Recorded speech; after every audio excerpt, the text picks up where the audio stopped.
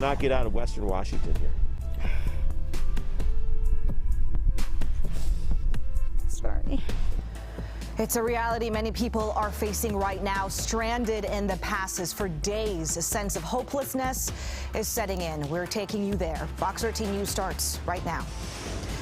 And that is where we begin tonight, all of that adding up to another weather alert day for our region. We are seeing rising floodwaters, massive amounts of snow, landslides, and widespread power outages. The range of winter weather has been harsh, and tonight we are tracking it all. Thank you for joining us for the news at 8. I'm Hannah Kim. The governor has issued an emergency proclamation over both the winter weather and widespread flooding we're seeing across the state. This means resources will be expedited and made available to those communities hit the hardest, and that's where Fox 13 News is tonight. We are bringing you team coverage from around the state. We have Frankie Thompson in Centralia, where I-5 was shut down for hours today.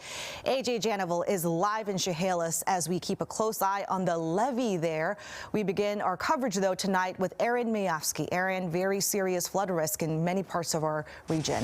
Yeah, unfortunately, we are still in that flood zone and that risk, Hannah. We are going to be in that through tonight into early tomorrow morning, and rivers will then start to continue to subside. So as we look at our weather impacts, we're seeing mountain snow let up just a bit. We're still in that medium zone for the threat. Winds as well will be kicking up throughout tonight and then dying down. Rain is the good deal here that is backing off. We're in the low zone, and then flooding, yes, just going to be a problem. This is why we're tracking the situation here on this alert for the flood warnings that are still in effect. Moderate to major flooding we have seen, really watching the Chehalis River and the Skookumchuck River along with the Skokomish River. Most of these rivers starting to recede. A few out there still looking at cresting tonight into early tomorrow morning. We're also watching King County for streams and creeks and overflow that's been moving around as creeks spilled over like Issaquah Creek last night. So that's a factor in the lowlands as well. So here's a look at the Chehalis River near Grand Mound. We've been watching that all afternoon, and we've been watching it yesterday, and we'll continue to watch it through tonight as it will crest probably around 4 in the morning as we get going towards our Saturday as we roll through. So here's a look at the radar. This is what is good sight to see for sure. We're seeing less rain out there, just some scattered showers along the coast on the eastern and western slopes of the back edge of the Olympics, and up in the Cascades we're starting to see some of that snow fly, which we will continue to see that through tomorrow, picking up another foot or so as we get going, but just light showers everywhere else. Current temperatures show us that we're cooler to the north, but still hanging on to the warmth at 40 degrees, Hannah, in the Central Sound. All right, thanks so much, Erin. So we've got some sad news out of Grays Harbor County tonight. The sheriff's office saying a 72-year-old man there is presumed dead. They say the man's wife called 911 after he went out to move their car to higher ground and never came back. This is the first death we've seen in this round of flooding. The floodwaters are so high in the area, rescue teams cannot go searching for that man. They do believe at this time that his car was swept away. Meantime, the Washington National Guard has now been deployed to Lewis County as widespread flooding continues there, stranding people on top of their cars and homes while rescue missions begin. The Army Corps of Engineers is on the ground in Chehalis tonight, keeping a very close eye on the levee system. Before dawn tomorrow, the Chehalis River is expected to crest at more than 145 feet, which could cause an absolute flood disaster there. Our AJ Janival continues her team coverage. AJ, now you spoke with people who are seeing the worst out there.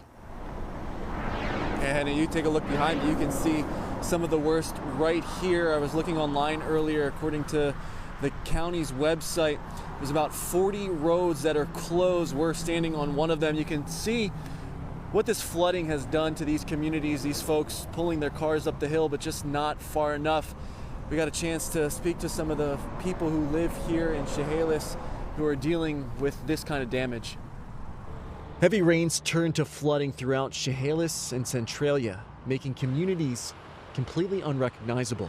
There's a lot of people in trouble. Flooding closed down streets and even trapped some people in their homes. I get up at 2:30 in the morning for work, and I open the door to let my dogs out. And that's when I got a good glimpse of what was going on. Water ran right up to Trisha Coughing's door. She says her basement is already starting to flood. The water, though, is flowing high rate. Like, it's just like a river would be moving. 4 feet at the edge. In Centralia, people grab sandbags to prevent similar situations. We don't know. We're just kind of planning for the worst, I guess. Melissa Warner and her son Braden planned to lay sandbags down for a few friends and family who were out of town and concerned their homes would be flooded. There was a lot of reason to believe that could happen. That the river was forecasted for a period of time to be 2 feet over record. Brandon Mowry is with the Army Corps of Engineers. He says the Corps was on standby to assist if things got really bad. Mowry says luckily that does not seem like it will be the case. I would say the worst of it's over, but we're always ready to act. Hannah, you're talking about that concern over the levee. That's originally what all of those sandbags were for, to reinforce that levee. As you hear Mowry saying, at this point, they are hopeful that the worst has been seen in this area. He says there has not been any increasing heights to the rivers over the last few hours. Again, just great news, as the concern was they could see record levels. So as they're going into the night and the morning, it is hopeful for the folks here in this community. Hannah? All right, thank you, AJ. Keep it safe out there. Well, all this rain now triggering landslides across the state, but one happening right here in Seattle today. Firefighters had to rescue a man who was trapped inside his Magnolia home that slid off its foundation this afternoon. This happened on Perkins Lane West. A hill slid and collapsed the home while the man was in the basement. So we put a plan in place strategically, very quickly, with the first-in crews.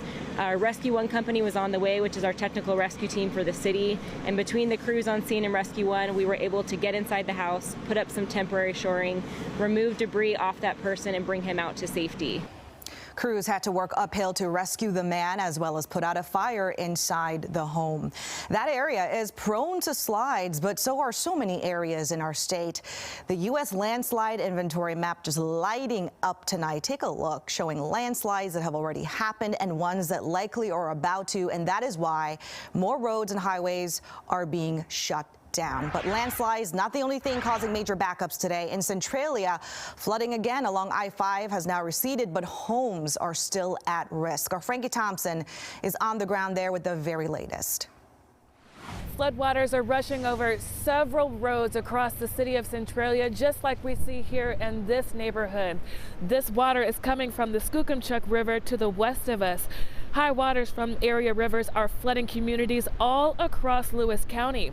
I-5 was even shut down for several hours this morning. Earlier today, Washington State Department of Transportation closed a 20-mile stretch of the interstate until flooding receded. I-5 is now open after being shut down for hours due to water spilling onto the roads. We have helicopter video of the city of Chehalis underwater with flooding coming from the Chehalis River. The video shows a few people standing on their property surrounded by the high waters. Cattle are also wandering, trying to get to dry land. 8 people stayed overnight with the American Red Cross shelter at Centralia Middle School. Officials say by lunchtime today, there were 50 people at the shelter. One woman says the fire department came to her home at 5 this morning to evacuate her. She tells us she was rescued by boat as waters was spilling into her home. Up to the stairwell, and by the time I get home, I'm not sure what it's going to be like, because there's more water from the flood from across the street. Washington State Patrol says State Route 6 and State Route 507 are still closed with water over the roads. Troopers are urging people not to drive through the waters, as they may be deeper and moving faster than they appear. The flood stage for the Skookumchuck River is 189 feet. The water is expected to rise to a crest just under 191 feet tonight and then fall below flood stage as early as tomorrow afternoon. Reporting in Centralia, Frankie Thompson, Fox 13 News. As flooding continues, it is so important to know before you go. Keep an eye on the road conditions with the help of the Fox 13 weather app. It has live radars and updates from our meteorologists. Just search Fox 13 weather on the App Store or on Google Play.